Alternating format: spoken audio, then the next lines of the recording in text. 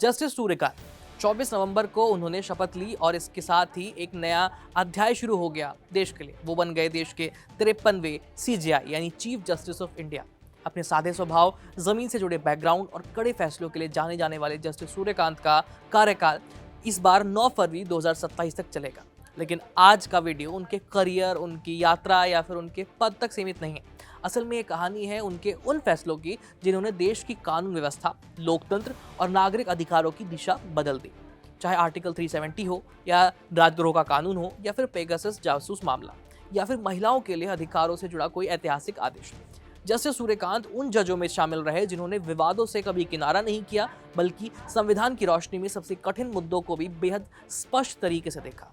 तो चलिए जानते हैं जस्टिस सूर्यकांत के अब तक के 10 सबसे बड़े फैसले और जिनके प्रभाव में देश बदल गया है। तो 10 फरवरी 1962 को हरियाणा के हिसार जिले में जन्मे सूर्यकांत एक साधारण परिवार से आते हैं। कानून की पढ़ाई पूरी करने के बाद उन्होंने हिसार कोर्ट में वकालत शुरू की। बाद में पंजाब और हरियाणा हाई कोर्ट में प्रैक्टिस की। साल 2018 में उन्हें हिमाचल हाई कोर्ट का चीफ जस्टिस नियुक्त किया गया। इसके बाद उनकी पहचान सुप्रीम कोर्ट में कई बड़ी पीठों का हिस्सा बनने के कारण और मजबूत हुई और अब वे देश के सर्वोच्च न्यायिक पद पर यानी मुख्य न्यायाधीश के पद पर बैठ चुके हैं। अब बात करते हैं उनके 10 बड़े फैसलों की। पहला, अनुच्छेद 370 का ऐतिहासिक फैसला।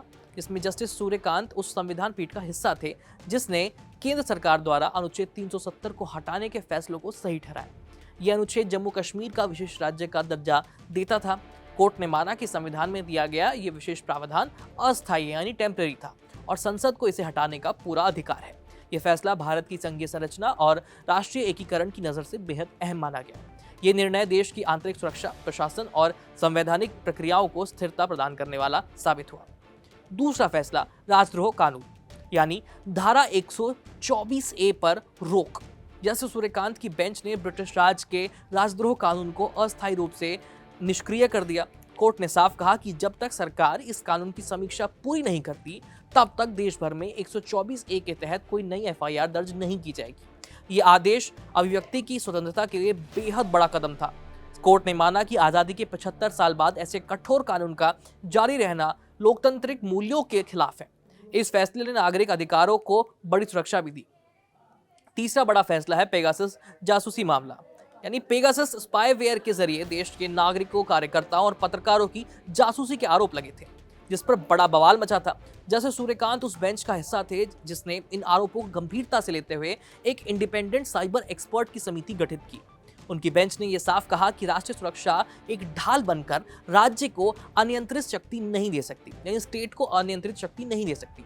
कोर्ट ने नागरिकों की निजता यानी प्राइवेसी को मौलिक अधिकार बताते हुए कहा कि किसी भी निगरानी प्रणाली पर न्यायिक जांच अनिवार्य है। यह फैसला डिजिटल अधिकारों की रक्षा में एक मील का पत्थर माना जाता है। चौथा बड़ा फैसला है बिहार SIR पर। दरअसल मामला बिहार चुनाव से पहले हुए SIR से लगभग 65 लाख नाम हटाए जाने का है, जिस पर विपक्ष ने गंभीर आरोप लगाए। मामला सुप्रीम कोर्ट तक पहुंचा।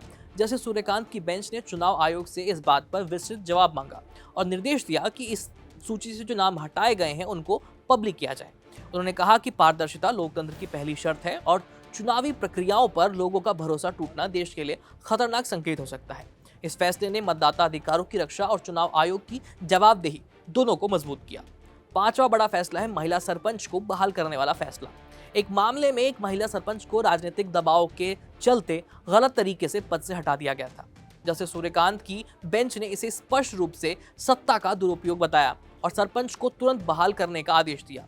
फैसले में उन्होंने लिखा कि स्थानीय शासन में महिलाओं के खिलाफ भेदभाव अब भी व्यापक है और न्यायपालिका यानी जो जुडिशरी है उसको इसकी रक्षा करनी पड़ेगी। ये फैसला ग्रामीण भारत में महिलाओं की राजनीतिक भागीदारी को मजबूती देने वाला साबित हुआ। छठा बड़ा फैसला, बार एसोसिएशन में महिलाओं की 33% सीटें आरक्षित करने का निर्देश। कानूनी पेशे में महिलाओं की कम भागीदारी को देखते हुए जस्टिस सूर्यकांत ने आदेश दिया कि सुप्रीम कोर्ट बार एसोसिएशन सहित सभी बार एसोसिएशन में 1/3 यानी 33% सीटें महिलाओं के लिए रिजर्व की जाएं।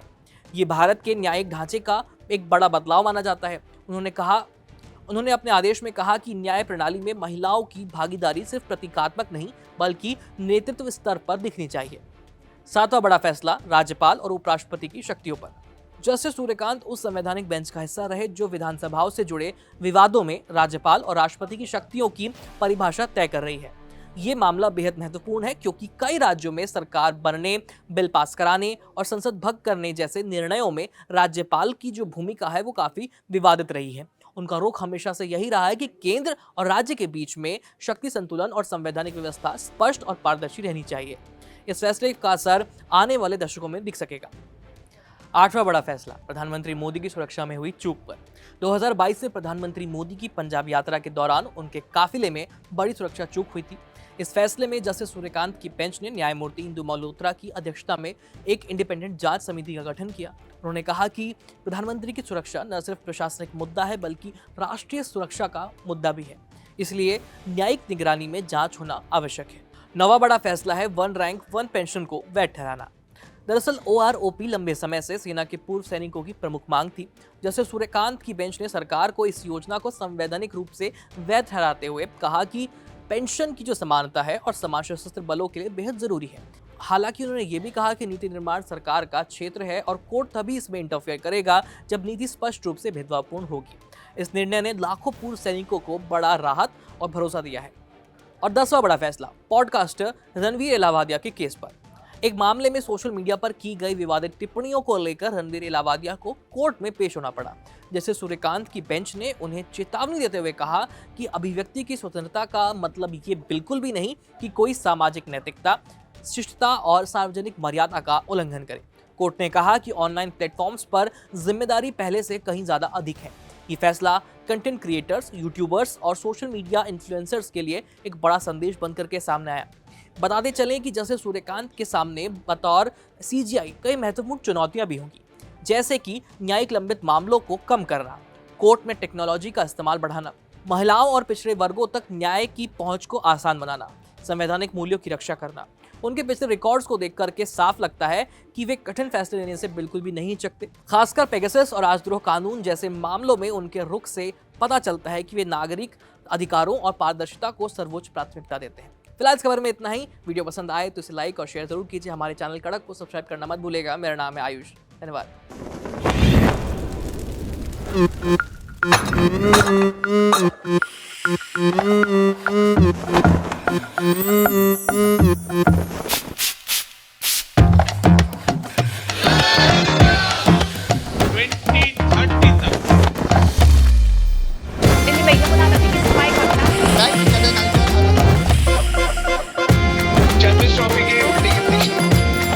ये कड़क है।